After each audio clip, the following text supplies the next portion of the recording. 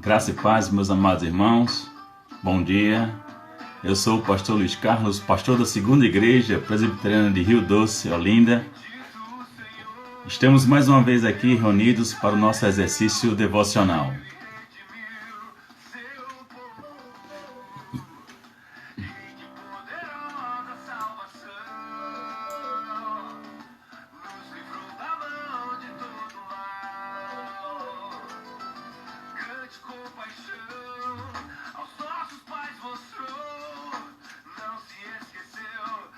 Criança,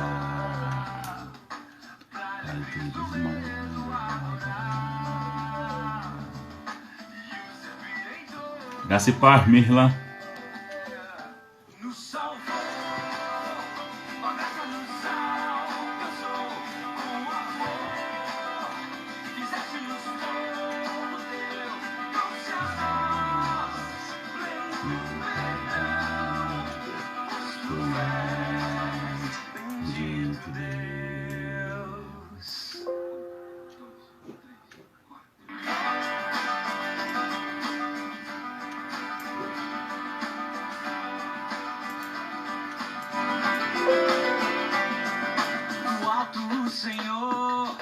Graça e paz, Cida.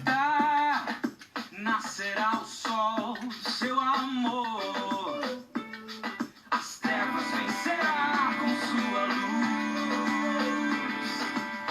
Graça e paz, Giane.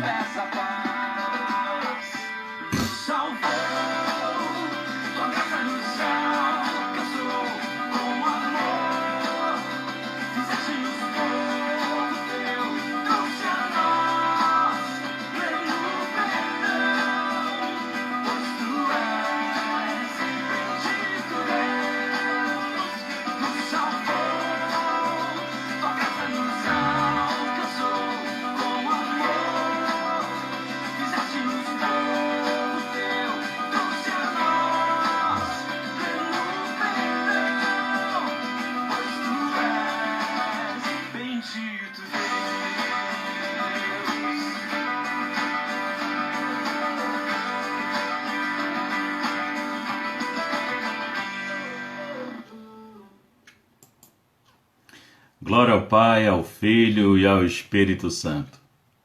Graça e paz do nosso Senhor e Salvador Jesus Cristo seja com todos, amados irmãos e irmãs que estão presentes nesta manhã, onde nós temos a alegria e o privilégio de mais uma vez nos encontrarmos e termos esse momento de devocional da parte do nosso Deus, né?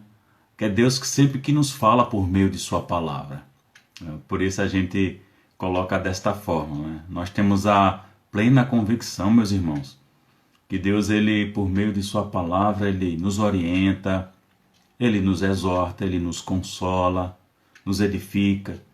Então é sempre da parte de Deus, né, que nós temos o privilégio de termos esse momento devocional e de estarmos recebendo de Deus a sua orientação. Vamos ter uma palavra de oração e depois nós iremos fazer a reflexão no texto bíblico. Pai Santo, em nome de Jesus, em tua trina presença, ó Deus, o teu povo que se chama pelo teu nome mais uma vez se reúne. E mais uma vez, ó Deus, nós nos colocamos diante de ti, reconhecemos a tua grandeza, tua majestade, a tua soberania. Sabemos que o Senhor é o único de todo louvor e de toda adoração.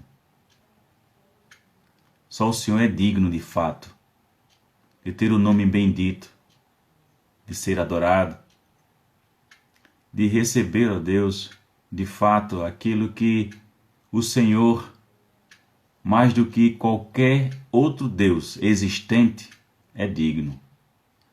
Não há, ó Deus, e nós sabemos, nenhum outro Deus, além de ti, que possa conceber ao homem a salvação. E nós, ó Deus, louvamos o teu nome, porque somos alvos do teu amor. Porque o Senhor, antes da fundação do mundo, nos elegeu para tão majestosa, tão grandiosa, tão miraculosa salvação por meio de teu Filho Jesus Cristo. Nós louvamos, ó Deus, o teu nome, pelo teu amado Espírito em que nós habita. Glorificamos e te exaltamos, ó Deus, pelo lar que o Senhor nos concede, pela família que nós temos, pela igreja o qual cada um de nós, ó Deus, fazemos parte e trabalhamos, ó Deus, em favor do reino. Nós te damos graças, ó Deus, porque o Senhor é misericordioso para conosco. Porque o Senhor não nos trata segundo as nossas iniquidades, mas o Senhor nos trata segundo, ó Deus, a tua misericórdia que se renova todas as manhãs. E em nome de teu Filho nós rogamos que o Senhor perdoe os nossos pecados. Quer tenham sido eles por ato, palavras, por omissões, por pensamentos, por desejos, ó Deus, que sejam contrários ao teu caráter. Pai amado, mais uma vez nós te rogamos que o Senhor nos reerga e pela tua destra poderosa nos ajude em nossa caminhada. Não permita, Senhor, que a gente venha se desviar para a esquerda ou para a direita, mas nos mantenha, ó Deus, fixos em Cristo, para o louvor do teu nome, radicados e edificados nele, ó Deus. É isso que nós te pedimos e rogamos ao teu amado Espírito Santo, que mais uma vez, ó Pai, nos fale por meio da tua palavra, essa palavra que edifica, que transforma, que exorta, que traz vida ao morto, ó Deus. Assim nós te agradecemos em nome de Jesus. Amém. Meus amados irmãos, nesses dias eu tenho refletido muito, em um texto bíblico que eu já tive o privilégio, já tive a oportunidade em outro momento em estarmos meditando juntos acerca desse texto. O reverendo Fábio Henrique, que está presente, sabe disso, porque já presenciou em momentos quando estávamos auxiliando junto com ele na Igreja Presbiteriana de Rio Doce, e eu já fiz reflexão nesse texto. E esses dias eu estive pensando bastante nele. Hoje eu me acordei e estava justamente pensando nele. E vou trazer para conosco esse momento de reflexão, a epístola de Judas, os versos 1º e 2º, onde Judas diz o seguinte: Judas, servo de Jesus Cristo e irmão de Tiago, aos chamados, amados em Deus Pai e guardados em Jesus Cristo, a misericórdia, a paz e o amor vos sejam multiplicados. A primeira expressão, meus irmãos, que nos chama extremamente a atenção é que Judas, nós sabemos que esse é o irmão do nosso Senhor Jesus Cristo. Mas ele não se identifica como Judas sendo irmão de Jesus Cristo, mas ele utiliza a palavra servo, que no grego a palavra significa escravo. E isso nos chama extremamente a atenção exatamente pela colocação dessa palavra. A palavra escravo tem diversas implicações. E quando nós procuramos a pensar a respeito do que é ser um escravo, não no nosso conceito, porque nós temos um conceito voltado muito para o contexto da colonização do nosso país e da escravatura que foi imposta para aqueles que vieram trazidos, forçados, de seus lares, principalmente os negros, os africanos, que aqui foram colocados sobre uma escravatura extremamente severa, e violenta, vamos assim dizer. Mas aqui temos um contexto diferenciado. Havia naquela época, naquela estrutura de sociedade, escravos que logicamente conquistados por uma guerra ou como espólios de guerra, alguma coisa, mas havia um tratamento que ocorria dentro de alguns contextos, Havia justamente um trabalho que era feito por parte desses escravos que pertenciam, àquele senhor, mas havia todo um cuidado, era uma perspectiva diferenciada. Então, no entendimento aqui, existiam escravos que conheciam a Cristo e que permaneciam e trabalhavam e continuavam como livres, mas trabalhando para aquele senhor, porque aquele senhor era bondoso. E eles continuavam a trabalhar. Então, aqui nos chama a atenção, quando ele usa essa palavra servo ou escravo, E isso faz com que a gente reflita. Normalmente e geralmente, dentro desse contexto, o que é que o escravo faria? Um escravo faz exatamente tudo aquilo que é a vontade do seu senhor. Toda a preocupação desse escravo era de exatamente fazer tudo aquilo que o seu senhor mandava.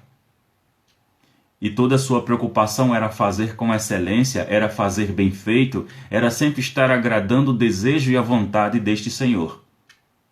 Então hoje nós trazemos à nossa reflexão justamente esse pensamento. Tudo quanto nós fazemos, a maneira com que nós estamos vivendo, as coisas que nós planejamos, é de acordo com a vontade do nosso Senhor? Toda a nossa forma relacional, toda a nossa forma de comportamento, né? Tudo aquilo que a gente faz com o desejo, com a vontade de fato de estarmos agradando o nosso Senhor? Porque é algo que nós precisamos refletir, meus irmãos. Se de fato tudo aquilo que nós planejamos, pensamos, ansiamos, desejamos, ou aquilo mesmo que nós já estamos executando e estamos colocando em prática, é para o agrado do nosso Senhor.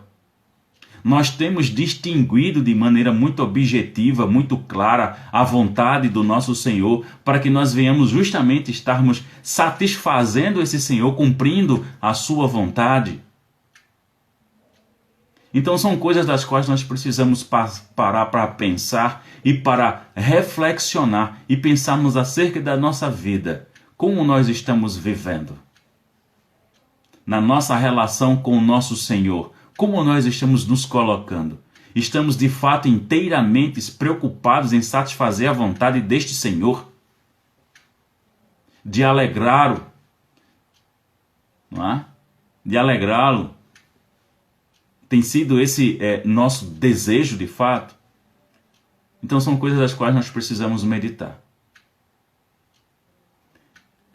Judas continua e ele afirma que, ele coloca aqui algumas palavras, né? Aos chamados, amados em Deus Pai e guardados em Jesus Cristo, né?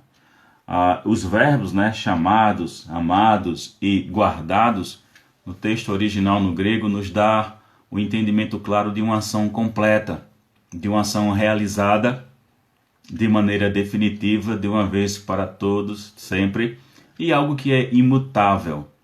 Então, meus irmãos, com toda certeza, Deus nos chamou, e de uma maneira definitiva, não é? De forma completa.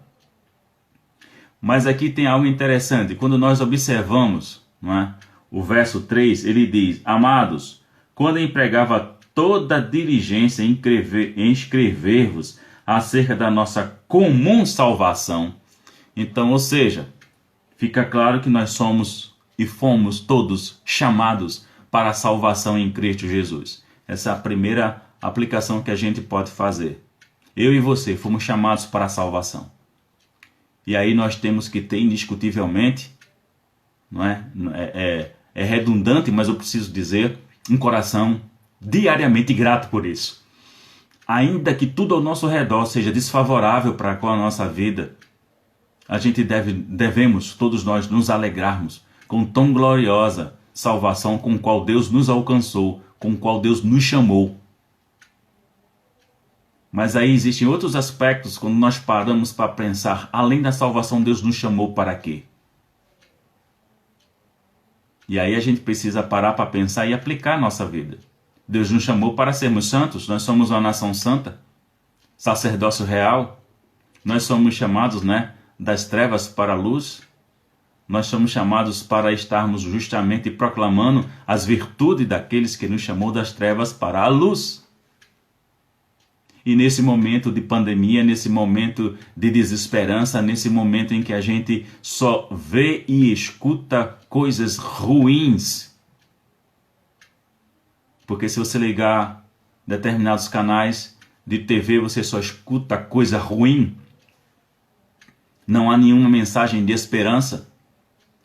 Então a população está com medo, a população está desesperançada, e nós somos exatamente os que fomos chamados para proclamarmos justamente as virtudes daquele que primeiro nos chamou das trevas para a luz. Então que anunciemos esta mensagem de esperança. Que as pessoas tenham a visibilidade de quando estiverem olhando para nós, verem em nós refletido o caráter de Cristo. Então, meus irmãos, não percamos tempo. Deixemos certas discussões que são tolas de lado. Deixemos as divergências que existem. O que é importante nesse momento é que o povo de Deus esteja anunciando uma mensagem de esperança. Nós somos chamados para isso. Acima de tudo, não só falar, porque o maior testemunho que a gente possa chamar a atenção das pessoas é como nós estamos vivendo a nossa vida, é o nosso comportamento. Este vai fazer uma diferença. Basta pensar, meus irmãos, num contexto social corruptor. Basta pensar, você avaliar que o costume do brasileiro é justamente ter vantagem sobre tudo. Basta você refletir aí e perceber a quantidade de pessoas que deram entrada no auxílio que o governo estava e está, logicamente, ajudando com tantas pessoas que estão de fato necessitando nesse momento e pessoas que não precisavam fazendo isso, médicos, advogados. Um comportamento contrário já a tudo isso já não vai nos mostrar que nós somos diferentes. Nós já iremos chamar a atenção. E quando as pessoas nos indagarmos o porquê, nós temos a oportunidade de estarmos agora falando e levando essa mensagem de esperança. Que Jesus Cristo veio, que Jesus Cristo salva, que Jesus Cristo voltará. Da mesma forma, usando a mesma questão da primeira palavra, chamados, nós também temos a palavra amados em Deus Pai. Amados em Deus Pai. Deus nos amou de forma definitiva, de uma vez por todas e para sempre. E muitas vezes, meus irmãos, parece que nós não nos comportamos condizentes a esta realidade. Muitas vezes nós somos pegos em situações que nós temos feito criança pequena, fazendo birra, que só falta sentar no chão e ciscar. Por que esse comportamento? Por que essa atitude? Porque muitas vezes nós nos achamos que Deus esqueceu de nós.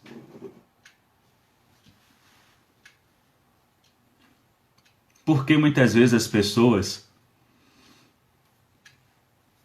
como se diz aqui no Nordeste, chutou o pau do barraco, jogou tudo para o alto.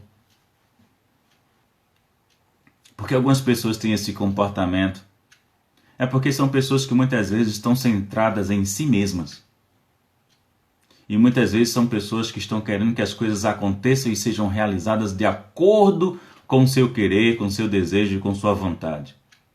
Meus irmãos, independente de como nós nos sentimos muitas vezes em relação a Deus, entenda que da parte de Deus nada mudou. Deus nos ama de forma completa. A questão somos nós. Nunca se trata, Deus isso, Deus aquilo. Não. Os problemas estão em nós. É como nós pensamos, é como nós concebemos certas coisas. Então o que a gente precisa fazer não é estar questionando, não é estar se contrapondo a Deus. Não. É a gente estar olhando para a gente mesmo, por que essas coisas estão acontecendo comigo? Porque nunca se trata de que Deus de alguma maneira mudou alguma coisa nesse aspecto da relação dele conosco. Não, meus irmãos. A questão é conosco. Por que é que nós estamos sentindo determinadas coisas? Por que é que estamos pensando de determinada forma? Deus é Deus, continua sendo Deus. Nos amou de forma definitiva e essa realidade é imutável. Isso não muda não. Nem Satanás, com todos os seus demônios reunidos, vai conseguir mudar isso da parte de Deus, não. Quem é que pode mudar Deus? Quem que pode fazer Deus mudar de ideia, mudar de opinião? Quem? O que Deus fez está feito, meu irmão, minha irmã. Deus nos amou de maneira definitiva, de uma vez por todas e para sempre. O problema não é Deus, somos nós. E é isso que a gente precisa corrigir. Nós precisamos crescer, a gente precisa amadurecer. A gente tem que deixar muitas vezes de insistir no leite espiritual. E a gente precisa progredir, a gente precisa amadurecer na vida e na relação com Deus. Uma outra palavra que nos chama a atenção, que aí está ligada diretamente, justamente a essa questão de que Deus nos amou de uma maneira, de uma vez por todas e para sempre, de maneira completa, é quando ele coloca justamente guardados em Jesus Cristo. A gente poderia colocar aqui a seguinte tradução, aos chamados amados em Deus Pai e guardado para o Senhor Jesus Cristo na sua segunda vinda. Poderíamos traduzir até dessa forma. Então veja, Deus também aqui nos preserva em relação a Cristo. Quem é o autor da salvação? Não o nosso Deus? Não foi Deus que, de fato, antes da fundação do mundo, assim determinou que seria? Não foi seu Filho que veio e colocou em prática este plano da parte de Deus? Não é o Espírito Santo que nos aplica essa verdade, essa realidade? Então, meus amados irmãos, percebam que é Deus quem nos guarda e está nos guardando para Cristo quando vier novamente. É o próprio Deus agindo, atuando em mim, em você e em todos nós. Então, quanto a esse aspecto, não tenhamos temor, não tenhamos medo, mas tenhamos a convicção de que é Deus quem nos preserva e quem nos guarda. Mas isso não implica que a gente vai relaxar. Isso não implica que a gente vai deixar de orar, que a gente vai deixar de pregar, que a gente vai deixar de jejuar, que a gente vai deixar de meditar, que a gente vai deixar de ser santo. Não, muito pelo contrário. Isso deve ser justamente o combustível que vai fazer com que, com muito mais zelo, com muito mais dedicação, com muito mais amor, a gente esteja vivenciando tudo aquilo o que a Escritura requer de cada um de nós. Por termos justamente essa certeza, essa convicção que é Deus que nos guarda para Cristo. E isso deve, na verdade, nos motivar a vivermos uma vida digna de sermos chamados filhos de Deus. Uma vida digna de acordo com o Evangelho. Uma vida digna e honrada, de fato, na qualidade de que nós somos filhos de Deus, meus irmãos. Então, Judas, encerrando, diz: a misericórdia, a paz e o amor sejam multiplicadas. Então nós temos esse favor de Deus, nós temos a sua misericórdia, meus irmãos. Que nós já dissemos aqui em diversos outros momentos, a misericórdia de Deus ela tem duas características: ela é eterna e ela se renova todas as manhãs da nossa vida. Nós temos da parte de Deus, todos os dias da nossa vida, uma porção suficiente de misericórdia. Todos os dias. Todos os dias. Mas também temos justamente aqui a paz. Também. Nós temos a paz.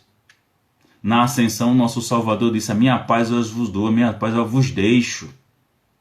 Já pararam para pensar na qualidade da paz de Cristo? O qual nós temos acesso. É a paz que transcende todo entendimento humano, meus irmãos. Sabe por quê? Porque a mentalidade humana de paz é justamente o contrário de tumulto, de briga, de guerra, de confusão. É o contrário. O entendimento humano é esse. É a tranquilidade. Se confunde tranquilidade com paz. Porque a paz de Cristo, meus irmãos, a paz de Cristo, que excede o entendimento humano, é justamente de que, apesar de todas as confusões, apesar de todos os problemas, apesar do mundo ao nosso redor estar se destruindo, estar se acabando, se arrebentando, explodindo, a nossa alma está em paz com Cristo. Por meio de Cristo, a nossa paz está em alma com Deus. É essa paz que se fala, que transcende o entendimento humano. Porque muito do entendimento humano é circunstancial, é mediante as circunstâncias. Se não há confusão, se não há briga, se não há contenda, para ele existe paz. Se está acontecendo todos os problemas e confusões, para ele isso é a ausência da paz. Então, como alguns dizem, está um inferno. Então é isso que a gente precisa entender. A paz de Cristo é algo que transcende justamente toda essa perspectiva humana mesmo. Não somente isso, mas também o amor que Judas deseja que também seja multiplicado em nós. E quando nós olhamos, meus irmãos, o exemplo de amor supremo que nós temos um pai que enviou o seu único filho para morrer por pecadores indignos. Nós. Porque, meus irmãos, há alguma coisa em nós que Deus olhou e fez, não, esse aí eu vou salvar. Ah, esse com certeza. Não, aquela ali pode ter certeza, essa eu salvo. Havia alguma coisa em nós?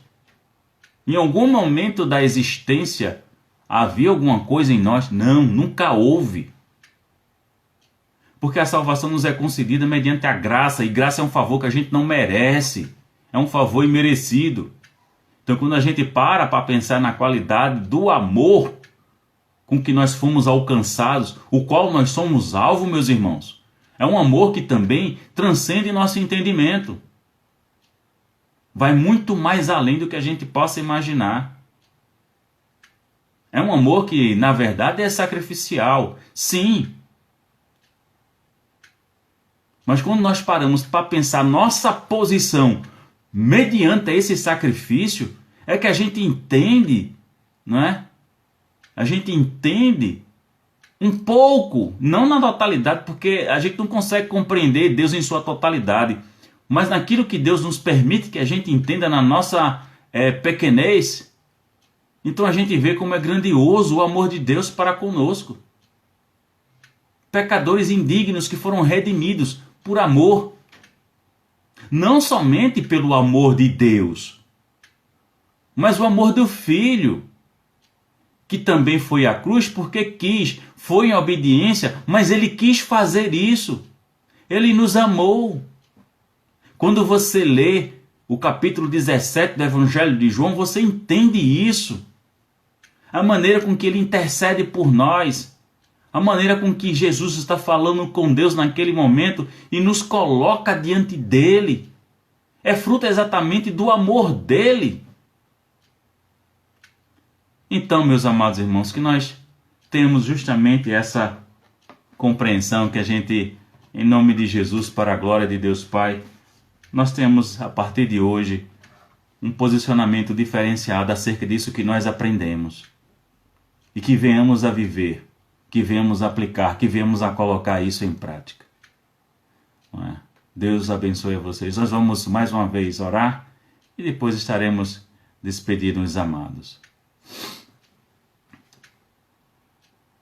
Bendito Deus e Pai, em nome de Jesus. Nós nos colocamos diante de Ti, gratos a Deus. Mais uma vez o Senhor falou ao Teu povo que se chama pelo Teu nome. Nós sabemos, ó Deus, que somos desafiados todos os dias pela Tua palavra a estarmos pondo em prática tudo aquilo que o Teu Espírito ministra aos nossos corações. Mas nós estamos também extremamente cientes, ó Deus, nós estamos, sim, conscientes de que sem Jesus nada podemos fazer. Então nós rogamos, nos ajude. Nós rogamos, amado Salvador, por amor ao Teu nome, por amor a nós, nos ajude. Nos ajude a vivermos de fato de maneira digna. Nos ajude a refletirmos o teu caráter. Pai Santo, nós também queremos neste momento de oração estarmos intercedendo, ó Deus, por todas as famílias que nesse momento se encontram em luto, por terem perdido os entes queridos nesse momento de pandemia, quer tenha sido pela Covid-19 ou por qualquer outra situação, mas que sofreram por não poderem enterrarem os seus amados com dignidade. Pai Santo, nós rogamos o refrigério, o consolo do Teu Espírito na vida dessas famílias que estão sofrendo com luto. Também, ó Deus, como temos feito todos os dias, nós rogamos a manifestação da Tua graça, da Tua bondade, da Tua misericórdia, Deus, para com todos os profissionais de saúde, que muitas vezes enfrentam diversas dificuldades, ó Deus. Essa semana nós tivemos a informação da quantidade de anestésico que tem faltado em todo o setor público. Ó Deus, tem misericórdia desses profissionais que se desdobram, ó Deus, muitas vezes até sem o EPI necessário para exercerem sua atividade. Deus, tem misericórdia deles, que muitas vezes por outros estarem ausentes, por terem sido também contaminados ou por terem adoecido por alguma outra questão, o trabalho deles muitas vezes dobram, né? Eles precisam dobrar o plantão.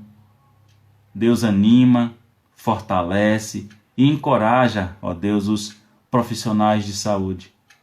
E também rogamos a Tua misericórdia sobre a vida deles, os livrando de serem contaminados. Da mesma forma, ó Deus, nós rogamos humildemente por todas aquelas pessoas que estão no leito de hospital. Independente se estejam lutando contra a Covid, mas ali é uma batalha pela vida. O desejo de serem restaurados, de estarem com a saúde novamente perfeita e poderem estarem em casa com seus familiares. Deus, derrama da Tua graça sobre a vida dessas pessoas. A Tua misericórdia, ó Deus, se renova todos os dias, se faça cada vez mais de forma multiplicada na vida dessas pessoas. Tem misericórdia destes, ó Pai. Eu sei que o Senhor quiser, com uma palavra, uma ordem só, Deus, o Senhor pode curar essas pessoas. Nós não estamos aqui para dizermos como o Senhor tem que fazer. Nós apenas declaramos ao Senhor que nós temos a fé que o Senhor pode fazer infinitamente mais do que pensamos e do que pedimos e desejamos. Também rogamos a Tua graça e a misericórdia, a bondade e o Teu amor para com todos os amados irmãos e irmãs presentes neste momento aqui conosco, as igrejas presentes, o pastor Fábio presente também.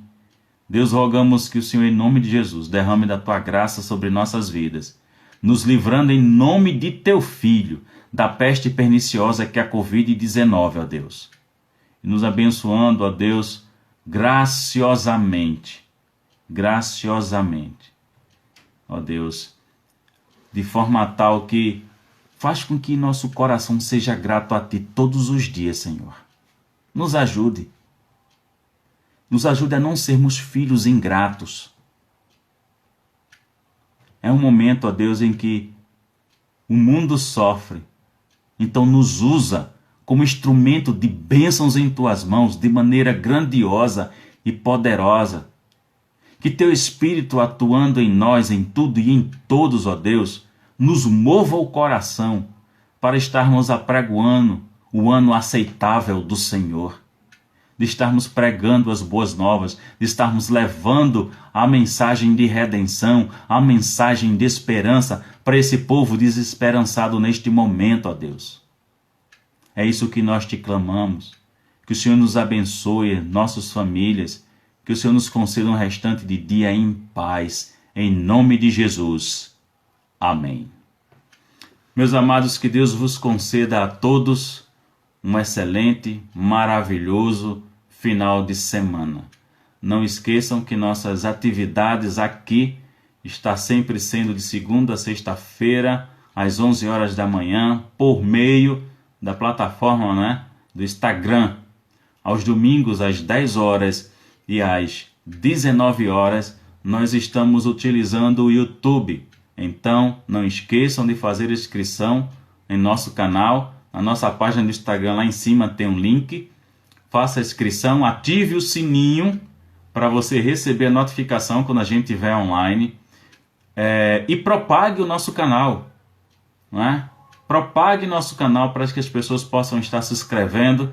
Dê orientação para assinar o sininho. Façam isso por nós, irmãos. Nós precisamos chegar a 1000 inscritos para poder fazer a transmissão, não é, via celular. Porque a exigência do YouTube dos 1000 inscritos é para que a gente possa utilizar o celular. Porque no momento a gente faz a transmissão por meio do notebook, né, com um aplicativo. Então nos ajude a conquistarmos os 1000 inscritos para que a gente possa fazer essa transmissão. Lembrando, irmãos, que às quartas-feiras, também por meio do Instagram, às 20 horas nós nos encontramos e estamos estudando, né, a carta de Paulo aos Filipenses. Damos a continuidade no domingo pela manhã e no domingo à noite nós estamos fazendo a exposição, não é, com sermões na carta de Paulo aos Colossenses. Então estejam, por favor, encarecidamente eu vos rogo, orem por nós. Orem por nós. Irmãos, oração é extremamente necessária e importante, porque nenhum ministério sobrevive sem a oração dos santos. Então Deus os abençoe e um excelente final de semana.